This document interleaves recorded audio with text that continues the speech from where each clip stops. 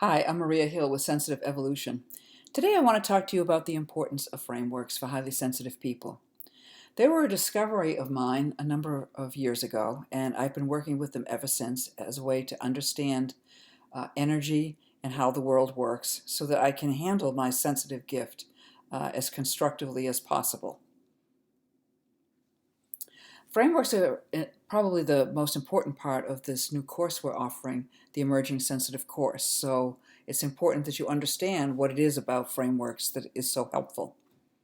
As highly sensitive people, we take in all sorts of energy and certainly experience all the energy around us. And that's great because it gives us lots of information, a lot of awareness. But often highly sensitive people don't know what to do with all of that information. Not only do they get overwhelmed, but it's hard to know when you see a type of energy that's different from yours, what to do with that energy in the moment, particularly if you don't have any context for it.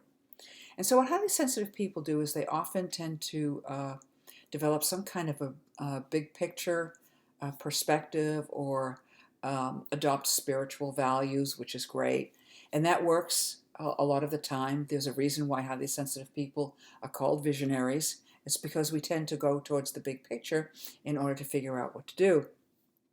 And so that helps, but sometimes it doesn't work. And that's because there's something that's missing. Dr. Aaron, in her research, has discovered that people who aren't sensitive tend to connect with their culture, but people who are highly sensitive, like us, tend to connect with energy. So our way of connecting with the world is totally different. And that's one of the reasons we struggle to interact with the world. So frameworks are a way for us to connect the energetic information we have and our big picture perspective or spiritual values with what's going on around us with a better understanding of the way the world works. So essentially, a framework operates as a roadmap. You know, if you're driving in a car, taking a trip, and you have a map, the map gives you information about the roads and what kinds of roads there are, the different locations, towns and cities, different points of interest, as well as the terrain. So if you're going towards a mountain or going towards the ocean, it's good to know. And so you can start to form strategies for yourself and figure out what's right for you when you're taking this trip. What are the good choices that you need to be making for yourself? So essentially, they give you the lay of the land, and the good frameworks are very real. They're very grounded. They're based on real experience and a real understanding of what's going on. That's what makes them so useful. You expect a roadmap to tell you the truth about, where you are in the world, and good frameworks will do that.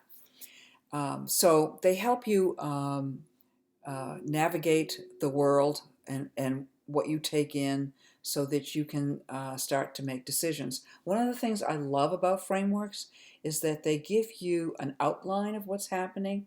They give you an understanding of what's there, but they don't tell you what it is that you should be doing. And so it's just like when you're on a road trip. You have all the information about what's there. You create your own trip. And a really good framework for navigating the world does the same thing. So what are frameworks exactly? They're basically the underpinnings that make all sorts of structures possible. It doesn't matter what kind of structure it is. Every single structure will have some kind of a framework. Whether you're sitting on a chair or building a building, there will be some kind of a framework that supports everything else. And so a framework acts as a support and also a foundation. So the frame of a building will be the support, for a roof and also various other parts of the building. But they're also the foundation that people build on. So the walls get built after the framework is in, and the windows and all of that gets put in after the frame is in. So they are both supports and foundations, and they do create a result. So, for instance, a framework for a human would be the skeleton, and that skeleton enables us to walk around the world. The framework, and it supports all of our tissues and organs. We have hands that we use in ways that other creatures do not. The framework for cats and other animals would be different. And so there is a result that comes from having the framework that you have. If you want to build a skyscraper, it's a different framework than a ranch house. As a general rule, we think of frameworks as being fixed, although there is a growth process. Once you're an adult, your skeleton is pretty fixed. Although we know that cells change over time, nonetheless, the structure itself is pretty much fixed. And so once we understand within reason this particular structure that we're dealing with, then we can interact with it and work with it so that we make our lives work for us. So, we don't generally try to fly around like birds. As individuals, we don't go out and fly like birds. We don't have the framework for that. So, understanding frameworks helps us work with what is in the best way possible. There are different types of frameworks. We've been talking about mostly physical ones, but there are also cultural ones, and those are the ones we're going to be talking about in the course because they're so important for highly sensitive people. Cultural frameworks are a structure for a society. A cultural framework affects all aspects of society. It has values that it mandates. It has identities that it creates because every single cultural framework has a purpose. In a way, you could think of cultural frameworks as being like human projects. Every single culture has a project of some sort. Capitalism's project was material well-being and growth. Every single cultural system does have values. It has a purpose, or you could say a project.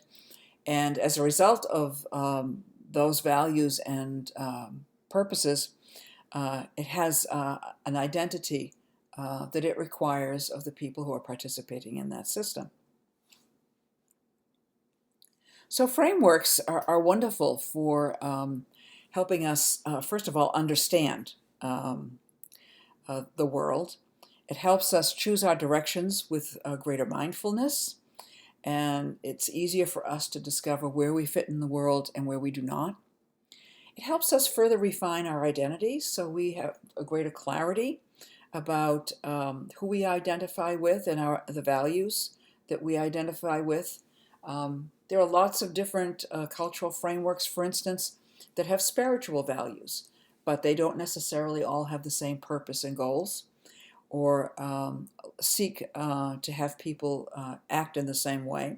And so therefore, understanding cultural frameworks helps you identify with greater accuracy where you actually belong and who you fit with. And when you understand frameworks, it's easier for you to connect with other people because you have a greater understanding of where they're coming from. And you can find ways to connect with other people if that's what makes sense for you. Frameworks also support and define group consciousness. They help people work together because they have shared values, a shared identity, and a shared purpose. So cultural frameworks can make it easier for people to be team players with one another in whatever the project is they're engaged in. And also, cultural frameworks decide what's important and what's acceptable. So conformity isn't something that's just an individual issue, of course. Conformity also doesn't just come out of the blue. It relates to whatever the culture is trying to accomplish. So understanding those things helps you make sure that your expectations of yourself and other people are realistic so that you minimize any harm to yourself that comes from the disappointment you get when you're trying to connect with people who are too different from you and you discover that that's simply not going to work. And as sensitive people, that's something we experience a lot. Frameworks are relatively static, and I mean relatively. We all know things change over time. But living energy is flowing, and it's the flowing energy that highly sensitive people often connect with first, but we also connect with and pick up on the interaction between a static framework and the living, flowing energy around us. And so that gives us kind of a process perspective that other people may not have. And so, when you understand frameworks, you can, and that flow of energy, you can begin to see um, what's working and what isn't working, and you can begin to understand why from a more informed place.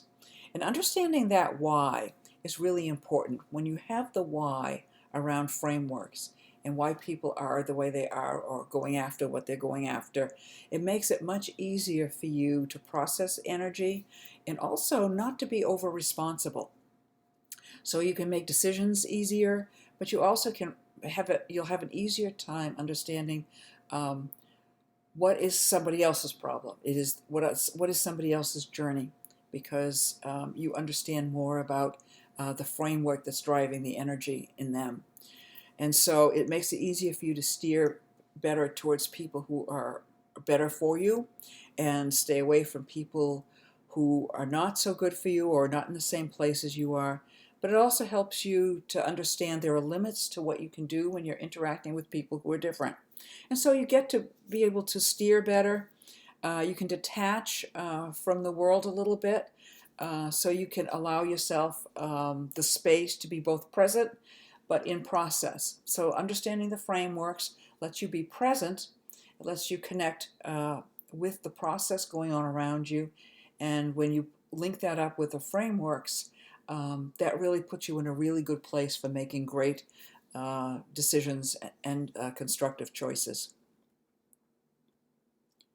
So I hope that explains a little bit about frameworks for you. They're just absolutely wonderful for clearing out a lot of energy that may be sitting around inside of you. You know, you wondered why something worked and something didn't work.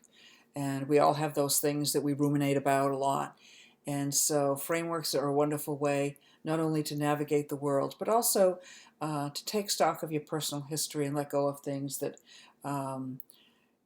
you didn't understand, because now you understand the why behind them. And having that why makes it much easier to let go. I'll look forward to talking to you further about frameworks in our next video. Thanks for listening.